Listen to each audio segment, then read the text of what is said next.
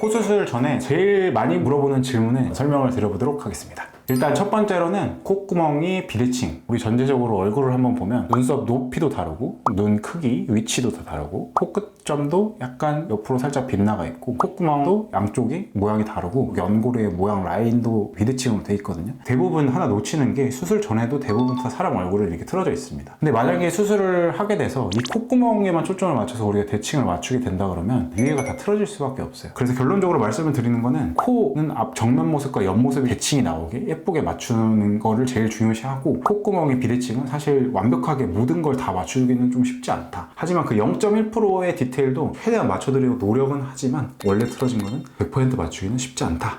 그리고 또 요새 저분은 몇 미리 넣었나요? 이런 질문을 주시는 분들이 많이 있는데요. 사실 의미 없습니다. 그 사람이 몇 미리 넣어서 예쁘다고 해서 자기한테 넣어서 예쁘다는 보장이 없어요. 왜냐면 뼈 모양도 다르고 연골의 높이도 다르고 피부의 두께 모든 게 다르기 때문에 누가 몇 미리 써서 예쁜 코 나왔다고 하는 거는 의미가 없어요. 사실 어떻게 보면 의사의 감과 실력과 테크닉의 차이인데 이 사람은 이 정도 미리수를 내면 누가 봐도 예쁜 코 나올 거야 하는 직감이기 때문에 상담을 한번 오셔서 실리콘도 한번 대보시고 어느 정도 미리수가 적당한지 한번 설명도 들어보시고 하면 좋을 것 같습니다. 다음으로는 무보형물 안 되나요 저? 이렇게 물어보시는 분들이 굉장히 많거든요. 콧대가 좀 어느 정도 있는데 화려한 건 하고 싶지 않다. 그럼 무보형물로 충분히 가능합니다. 근데 제일 이제 난감한 게 콧대가 거의 없어요. 근데 예쁘고 화려한 코를 하고 싶다. 실리콘을 안 넣고는 사실 굉장히 힘든 일이거든요. 그리고 대부분 동양 사람들이 코 뼈가 굉장히 낮습니다. 그래서 가진 요건이 안 되는 경우가 굉장히 많기 때문에 보형물을 낮은 거라도 어느 정도는 넣어주는 게 예쁘고 세련된 코를 만들 수 있는 비결이라고 말할 수 있습니다. 다음으로는 콧볼 축소 해야 되냐 물어보시는 분들이 굉장히 많은데요. 저도 그렇게 하는 걸 선호하진 않고 하시는 걸 많이 추천을 해드리지도 않습니다. 왜냐면 코끝을 높게 세우게 되면은 코가 어느 정도 딸려와서 콧볼이 생각보다는 예쁘게 잘 나오는 경우가 많아서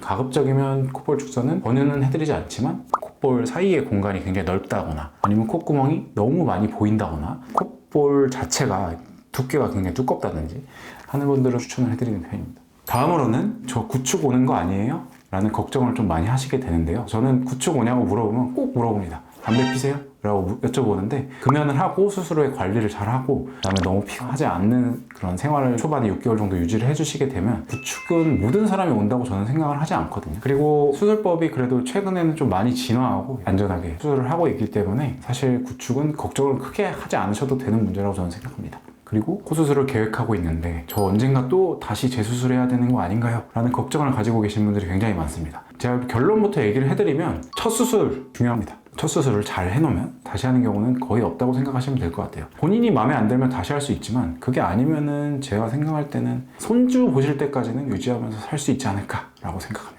그 다음으로는 하이코 뭐 이런 명칭으로 해서 코에 실을 넣거나 하는 분들이 굉장히 많습니다. 근데 코에 실을 개인적인 생각으로 좀 안 넣었으면 좋겠어요. 수술을 할 때 코를 열어보면 실과 함께 주변에 흉터 조직이 막 형성이 돼 있어서 다 뜯어내려고 하면은 사실 굉장히 힘들거든요. 피도 많이 나고 피가 많이 나면 수술에 고객님들도 붓기가 좀 심하고 그리고 만약에 실이 다 녹았다고 쳐도 녹은 자리에는 꼭 흉살이 어마어마하게 생기거든요. 근데 그 흉살 다 뜯어내면은 사실 모양도 잘 안 생기고 그래서 코에 실 넣을 계획이 있으신 분들은 실 넣으러 가지 마시고 코 예쁘게 하시고 가는 게 나을 것 같습니다. 그리고 혹시라도 실을 넣으신 분들이 있으면 코에 있는 실 빼드리고 예쁜 코 만들어 드릴 테니까 원더풀 성형외과로 오셔서 꼭 수술하시면 좋겠습니다.